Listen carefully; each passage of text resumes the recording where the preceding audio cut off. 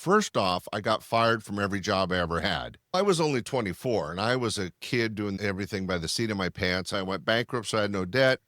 And I figured out a way to open a comedy club. And about 3 months later, I opened up Laughs Unlimited All Comedy Showroom, which was at the time, Priscilla, the 12th full-time comedy club in the United States. That's how rare it was at the time.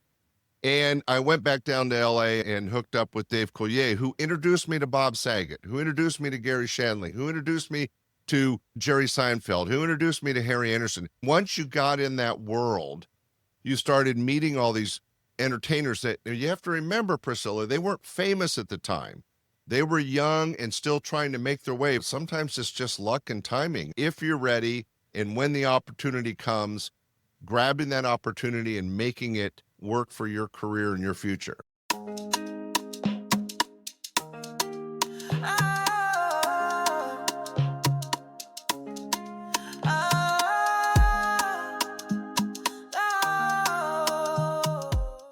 Welcome to the Entrepreneur's Kitchen. Today I've got Scott Edwards here with me. He has been on the fringe of showbiz for over 40 years. And Scott, you were asking, why do I have you here? I have you here for a reason, because you are creativity, risk-taking, branding, longevity, and you're going to teach us about the business of being funny.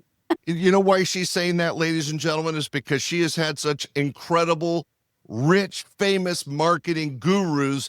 I'm like wondering what the hell I'm doing here, but we'll have some fun. Ladies and gentlemen, it's Scott Edwards. Thank you. Thank you. Yes, thank you. Down and back. Take a seat. Relax. Priscilla's the star. It's her show. Welcome to the Entrepreneurial Kitchen. That's why I have you here. You brought the factor of funny, and I'm so excited about that. Scott, how did all this happen? You've done a lot of things with a lot of big names, Jerry Seinfeld, Jay Leno, and been around really funny people. How do you work with the really funny people? I can imagine everything is a joke, and at some point you got to get down to the business. Let me explain first off to the audience so they don't have any preconceived ideas. I am not a comic. I have done thousands of hours of stage time. Some people think I'm funny, but my main goal as an entrepreneur was I was a producer. And as a producer, I had a chain of comedy clubs, so I produced literally thousands of stage shows. I did also produce 4 or 5 large sold-out concerts. That doesn't count the ones out in the park. One of those, we had 15,000 people. It was incredible. And I also produced 3 TV series. So all about stand-up comedy. And my podcast, Stand Up Comedy, your host and MC, was based on those relationships that I built as an entrepreneur, producer of stand-up comedy entertainment. How did you land on being a producer? Because that's something I'm thinking someone wouldn't just immediately think, oh, I want to be a producer. Or maybe they would. If you don't mind a little segue, I want to explain why I'm an entrepreneur. First off, I got fired from every job I ever had. Yeah. But the reality is I started my first company when I was 17. It was a small construction company. And then when I was 19, I had a small DJ portable music company. And when I was about 23 years old, I was selling life insurance, business to business, door to door, trying to make a living.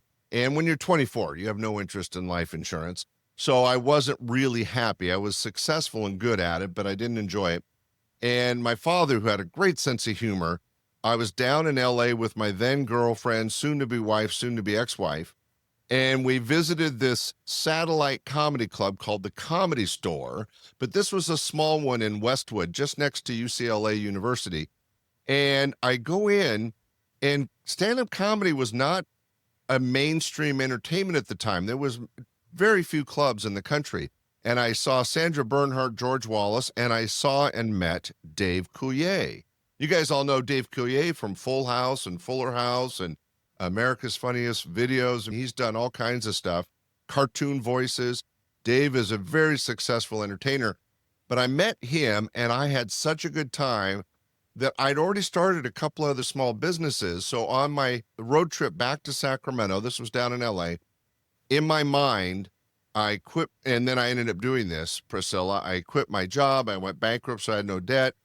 And I figured out a way to open a comedy club. And about 3 months later, I opened up Laughs Unlimited All Comedy Showroom, which was at the time, Priscilla, the 12th full-time comedy club in the United States. That's how rare it was at the time. And I went back down to LA and hooked up with Dave Coulier, who introduced me to Bob Saget, who introduced me to Gary Shandling, who introduced me to Jerry Seinfeld, who introduced me to Harry Anderson. Once you got in that world, you started meeting all these entertainers that you have to remember, Priscilla, they weren't famous at the time. They were young and still trying to make their way. For example, Jay Leno worked for me many times on my small clubs and a couple concerts well before he got the Tonight Show. Jerry Seinfeld was working for me when he got his sitcom, Seinfeld. In fact, he had to cancel a week when he got the show, and he's such a cool guy. A year later, after the show had been out, he calls me up and he goes, "Hey, I owe you a week." And he came back and worked for the same money I originally contracted him for. That's unheard of in business. He's such a straight up guy. But having a comedy club, one of only 12 in the whole country, all these young comics needed stage time, needed somewhere to build their acts, to maybe get a TV show or get on to a cable network or something. And my club was that stepping stone. Wow. Kind of covers everything. Talk about timing. Talk about getting into the circle. You had something they needed and building relationships. I'm interested to know, you meet all these guys prior to them being famous. I'm thinking about the business. You started this comedy club. You started from scratch. You've gone bankrupt, no debt. You're like, okay, you're going to make this work. What was the mentality at that point? And what are you looking at to make this business successful? I was only 24, and I was a kid doing everything by the seat of my pants. I never went to college. All the companies I started, and by the end of my career, which I just recently retired, I'd started over 20 companies. This particular one built up to a chain of 3 comedy clubs and had a chance to work with everybody from Soupy Sales and Graham Chapman for the older audience to Robin Williams and Dana Carvey. So there was all these young people coming through the club. But exact, Priscilla, to what you're saying, I was working with these really talented people, but I was the producer. I was the business side. So my job was to get them stage time, and I paid them to entertain my audiences, but I had to bring audiences into the club. I had to sell them food, sell them drinks, and make enough money so that I could pay the comics so they could learn their trade. So a lot of business is involved. In fact, if anybody out there is thinking of opening a comedy club, be careful, because it's not just a showroom or theater. When you open a comedy club, you also have to have a bar, so you have to understand the liquor world. And you have to sell food, so you have to run a restaurant, right? So it's all these things combined that create this entrepreneurial world of a club ownership in this particular business. It's so many elements. You often think of just the funny. You don't think of what has to make the environment and what has to make people want to come. And someone has got to create all that fast-paced business. Because I'm thinking every night is a night where you have to drive those numbers. It's unlike some of the businesses where maybe you sell a subscription or you sell a course. Every night you must sell the numbers. It's about marketing, and you have had a lot of marketing gurus. I know Nate, the pastor, who's also a marketing guru, was talking about you have to sell results. In my case, I was selling to my audience here in Northern California. If you trust me and you come and pay $5 or $10 at the door, remember this was many decades ago, I will promise you a 2-hour show that you won't forget. And I had to build that trust with the audience that if they gave me some of their money, I would provide entertainment that would help them forget their bills, forget their problems, and have a good hour and a half, 2-hour of entertainment. So that's the salesmanship. You have to put that together with selling the food and the drinks. You're selling an idea that, hey, if you trust me and come into my business, I will entertain you. And some comics don't do well and bomb. And so that was the risk. I had to make sure I booked comics, and I also did jugglers and magicians and ventriloquists and impressionists. But whatever the art form, I had to make sure they were funny enough to entertain my audience. I love that you spoke to what you were selling. This is a night you get to forget about your problems. That was the promise. I'm excited to dive into this, Scott. You talked about Jerry, that he's really a stand-up guy Who would you say is memorable or someone that you think was very talented that maybe people didn't get to know about? I could name drop for hours, but Yeah. Priscilla, I think what you're saying is that I did have Jay Leno and Jerry Seinfeld and Dana Carvey and Harry Anderson and many Robin Williams, many of the people that are famous now. Yeah. But those are the 1% that become rich and famous. I actually worked with thousands and definitely hundreds of very talented people that no one's ever heard of. Steve Bruner, one of the funniest, cleanest comics in America, Don Friesen, Mike Lucas. You've not heard of any of these people, but they put together a really good show. And that's the important part. And what I had to do is use my ability to and my taste and humor to build the shows to bring an audience in. And I'll give you an example. One of your guests, Raul West, was talking about don't sell the product, sell yourself. And as the club owner, not only was my face in a lot of the advertising and on the TV commercials, it's so funny. I did 2 TV commercials with Bob Saget. One, he hit me with a car, and another one, he threw me off a building. They were loads of fun.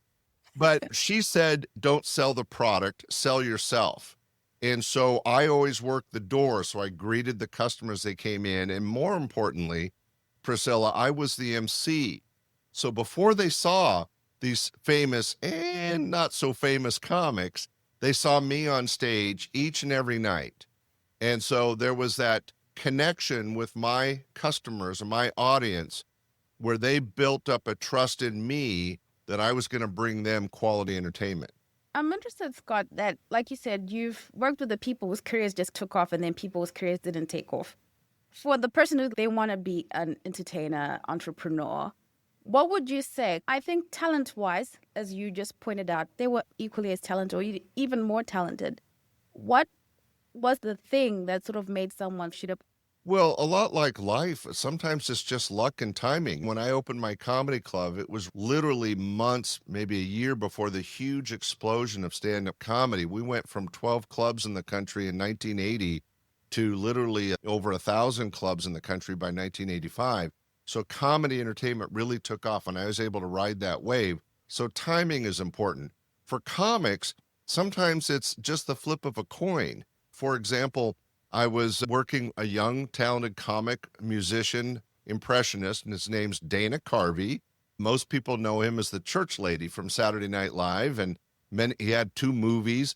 But he worked for me a lot, and we were literally sitting in a hot tub, and he was explaining to me, I just got a phone call from Lorne Michaels, and he wants me in New York on Monday to showcase for Saturday Night Live. So he was working my club as just one of the regular acts. He gets this phone call from Lorne Michaels.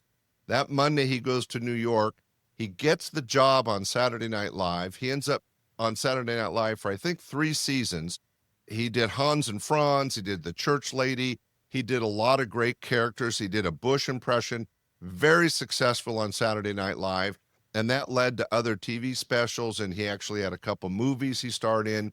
But it just happened, right? He was at the right place at the right time. He was ready when Lorne Michaels called. He had the material to meet the needs of a really tough show like Saturday Night Live. For example, Gary Shandling, you guys should Google this, Gary Shandling, he was in hundreds of movies, many TV specials, had his own TV show called The Larry Sanders Show, very successful comic. But he was just a normal everyday comic, got his shot on the Johnny Carson show, the Tonight Show with Johnny Carson, and did so well that literally overnight his career was made. But there's been other comics that did the Tonight Show and you never heard from them again. So it just depends on if you're ready and when the opportunity comes, grabbing that opportunity and making it work for your career and your future. Thank you for that. Sometimes it just seems like this mystical thing, but I get it. It was about skill, honing your craft, being visible, and then when the opportunity comes, you're ready. And the rest is a factor of luck, a factor of God intervening. Let me reiterate to everybody listening that you hear the term in show business, an overnight success. That is a fallacy. It is not true. Everybody from actors and singers and comics If you see them making it on TV or in the movies, they literally spent years in the trenches learning their craft, writing their material, getting up on stage over and over to become as good as they are. Lady Gaga didn't just start singing and get an album, right? She was working bars and nightclubs like everybody else, learning her skills. Thank you for saying that. I'm interested in what you're doing today. And Right now, I'm talking to you. It's Priscilla and the Entrepreneurial Kitchen. Yay, Entrepreneur's Kitchen. Anyway, we're here. Hey, everybody, we having a good time over there? Okay, good. I wanted to make sure the kids were having fun. thank you for that. I can feel that your audience was always taken care of. Sometimes we forget those elements. You were also asking why I had you here. The other thing is I read a lot of work from Jay Abraham, and he talks a lot about pulling things from other industries that are not your industry, learning from the way you took care of your audience and applying that to business, looking at the way you interacted with young talent that was talented but not yet famous and how you worked with them. A lot of these things people can use in their businesses. I'm interested to know for you, what was the biggest entrepreneurial success and what was the biggest failure or lesson? Another rule of being an entrepreneur is that be ready to fail. Failures are the stepping stones to success, and it takes time, much like an entertainer honing and writing their act over and over, or a singer practicing and rehearsing a song over and over. As an entrepreneur, you try different things, you put your heart into it, you work hard. Some things have great success and some things fail. But it's always important to learn something. In fact, you had Dr. Dave Jones on, and he was talking about there's always room to learn something and to be patient. And if you're learning from each process, each entrepreneurial trip you take, you're going to be that much stronger down the road. Now, to answer your question, I must say that my biggest success was that chain of comedy clubs, because I made so much money and had such great timing that with the money from that, I opened up a couple restaurants, I had a couple of art galleries, I did a lot of adventures.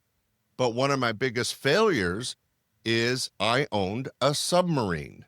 I had a company, some friends that called me up and said, hey, can you come over to Pearl Harbor, Hawaii, and help us launch this tourist submarine? I said, sure, I'm always there to help a friend. So I flew over and I'm helping them launch this. It seats about 45 people, tourist submarine, take them out, show them the fish and stuff.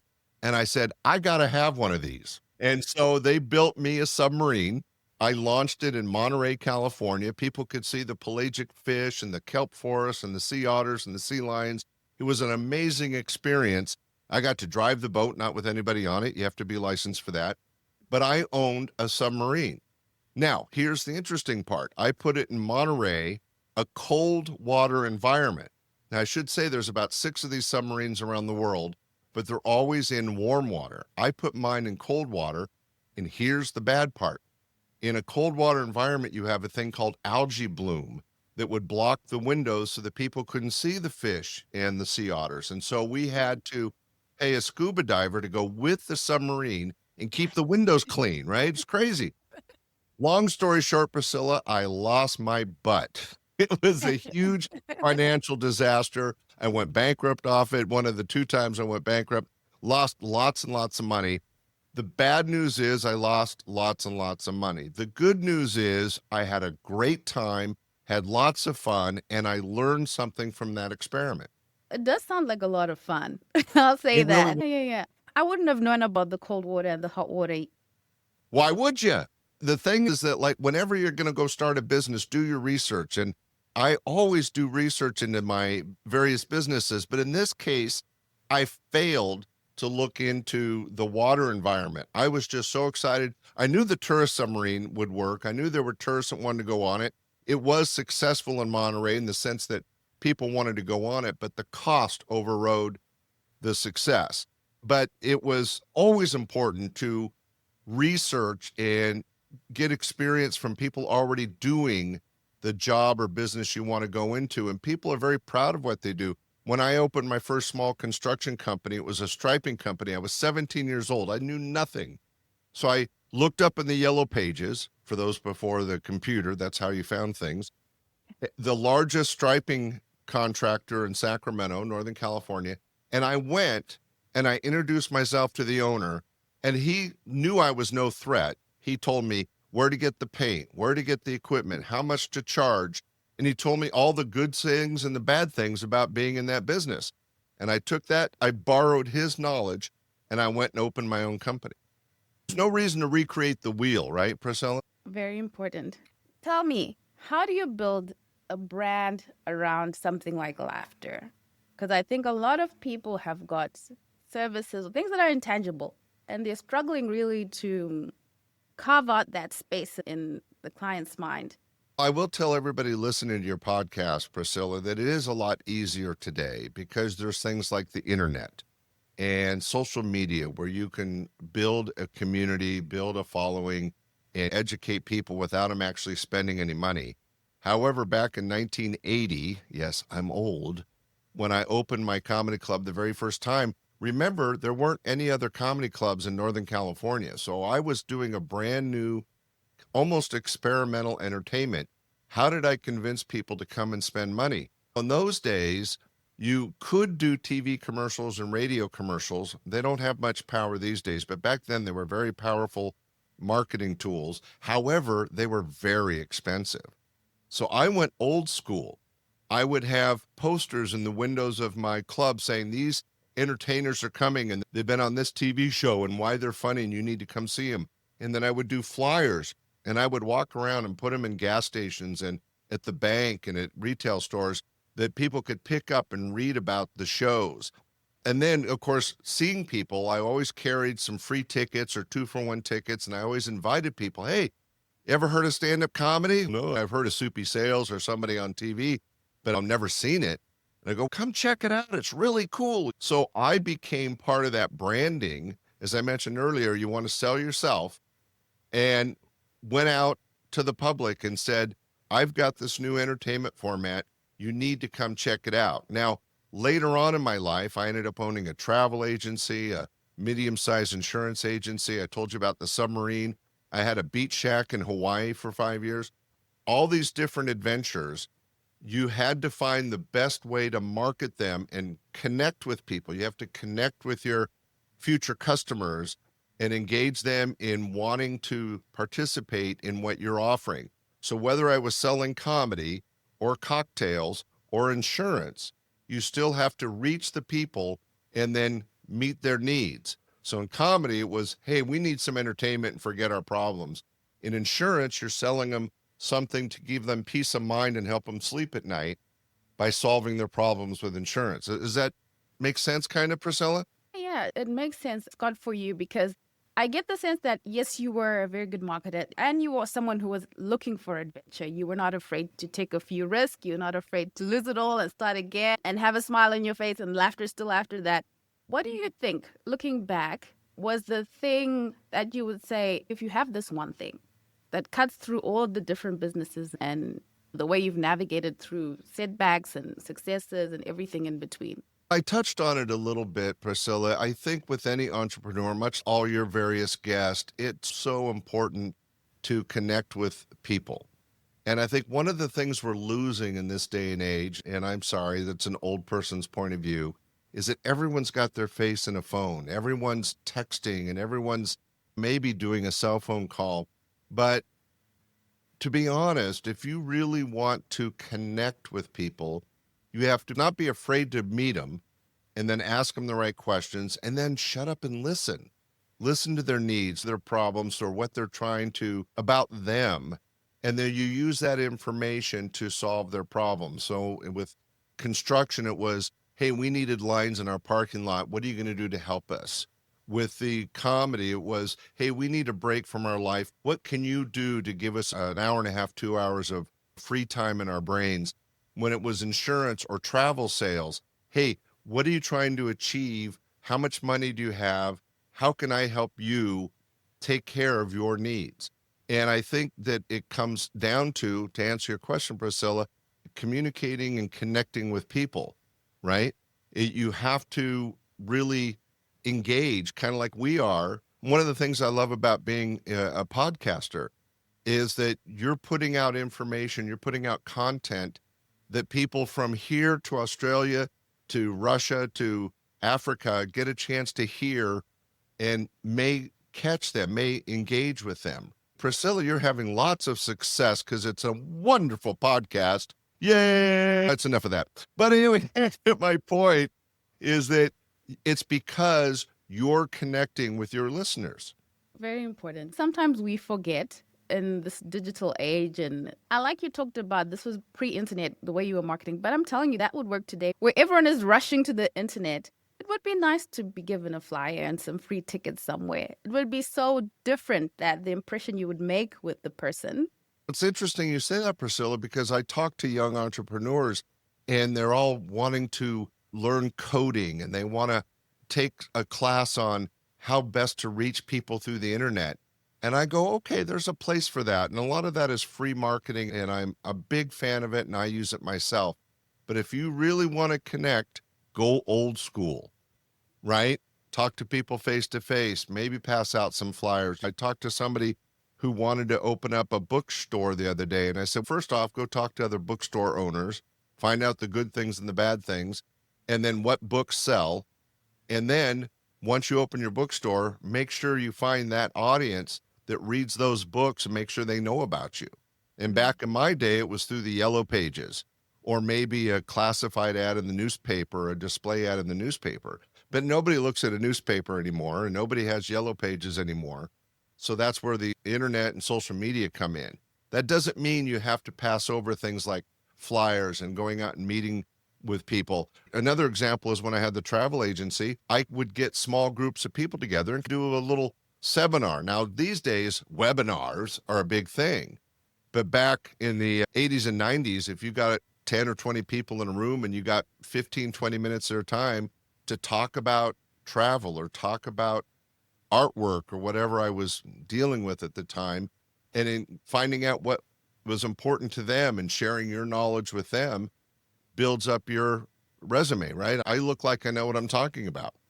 I had them all fooled. I'm sure they had a great time being fooled as well. Yeah, it's okay if you don't learn anything as long as you have a good time. In the world of the digital age, people are scrolling. Most of the time, it's just for entertainment and just to have that feel-good moment. So people are still really longing for that. And you see it all the time because people like you and I do these half-hour-long podcasts where we interview people and we get a little deeper and we get some more information, in my case, some more entertainment. But a lot of the audience likes 30-second and 60-second reels, right? So we have to use the reels, kind of like an old TV commercial, to grab someone's attention and say, hey, if you want to hear about being an entrepreneur, come listen to the Entrepreneur's Kitchen, right? For me, hey, you like this 30 seconds of comedy, maybe you should listen to my half-hour-long podcast. So there's still tools to engage with the audience. It's understanding why you're doing it before you just do it. For your case, you're doing faith, family, and business. So those are three very important things. For me, I might be family first, then faith, and then business. Family's so key to have that ground, that foundation for your life. But faith is so important. As an entrepreneur, all the entrepreneurs know out there that we constantly have to take a leap of faith, right? Now, most times we're believing in ourselves, but even in believing in ourselves, we have to hope and pray there's somebody watching over us, right? And then when it comes to business, you can't do it half-assed. You got to work at it. It takes hard work. You got to research and you got to give it time. I think it was Dr. Jones that said, you got to be patient, work hard at it. It'll come to you, but it might take you longer than it took somebody else. You don't know. Don't give up. Yes, absolutely. Scott, please tell me what's exciting you about the future, about your industry, about the future of comedy. I got to tell you, Priscilla, I am so excited. You know why? I'm retired. So I've gotten to the age where all the companies I've started, I built them up and sold them and put some money in the bank, and now I'm happily retired. However, I miss the people. And so about 6 years ago, I started my stand-up comedy podcast, Stand-Up Comedy, your host and MC, where I share comedy from the 80s and 90s, and I interview old staff people, comics, agents, brokers, club owners, everybody from the industry. And that's helped me stay in touch with the people I love working with. But I will tell you something exciting, Priscilla. You're doing it now. The new age of podcasting is video podcasting, right? Yes. I've always been an audio podcaster. Just a few months ago, I launched a brand new podcast called the Tag Team Talent Podcast. It's called that because it's me and a co-host. Tag Team Talent Podcast, and we showcase 3-minute videos of talent from all over the world. In fact, this week we have a dance troupe from Indonesia, we have a guitarist from Idaho, and a comic from LA. So every week is something different, but it's all video podcasting. It's a whole new scary world. What am I going to do, Priscilla? That sounds exciting. I love the honoring the relationships you've had. And still, that hard to have talented people and give them a platform to be found and to be discovered. We're not just doing comedy. We're letting singers and dancers and musicians and impressionists and jugglers from all around the world getting their few minutes of international exposure. And if anybody in your audience has a talent, if you go to the website, tagteamtalentsearch.com, that's tagteamtalentsearch.com, you'll find a way to share your video and your talent with us. And if you do, we'll put it out there for the world to see. Wonderful. Thank you so much, Scott. Please, to the audience, you've been told where to go, tagteamtalentsearch.com. Scott, if they want to know a little bit more about you, I guess they can follow you on the podcast. And the podcast is called, remind me. Stand-up comedy, your host and MC. Wonderful. So there's the audio podcast, and then Tag Team Talent Podcast is the video one.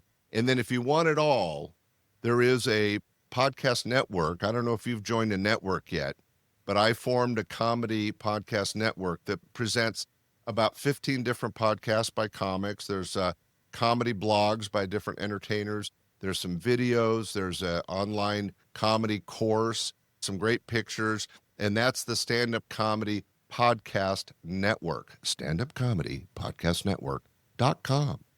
And it's a free app on all Apple phones, and it's a lot of stuff to keep me busy. Did I mention I'm retired? I was just about to tell you that. Are you sure you're retired? Yes, my wife keeps saying, you're doing it wrong. You know what? If it's bringing you a lot of joy and you're helping a lot of people, that makes it worth it. So Yes, it does. And I'm so happy to have this opportunity with you, Priscilla. And The Entrepreneur's Kitchen is an amazing podcast. You have had really smart, talented guests, and then you had me. So everybody tell your friends and have them come listen, because Priscilla's doing an amazing job from Sydney, Australia, which is, it's incredible how we can touch the world, isn't it? No, absolutely. Thank you for honoring me with your time, and you've been a great guest. Thanks so much, Scott. Thank you, Priscilla.